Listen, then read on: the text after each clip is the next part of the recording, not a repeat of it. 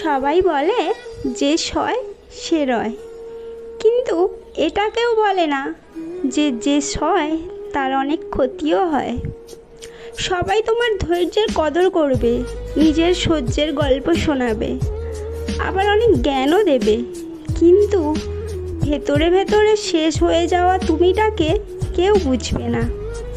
সবাই তোমার বদলে যাওয়াটা দেখবে, কিন্তু কেউ তোমার বদলাবার কারণটা খুঁজবে না।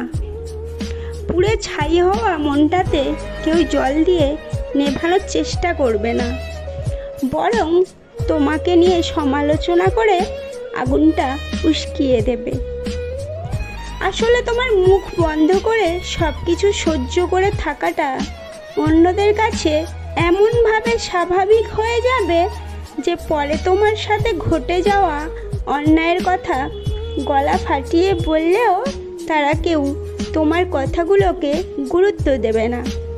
তারা জানে ওর অনেক ধৈর্য আছে, ও ঠিক সহ্য করে নেবে, ঠিক মানিয়ে নেবে, কিন্তু কেউ একবারও বলবে না যে এবার একটু পরিবর্তন দরকার আছে।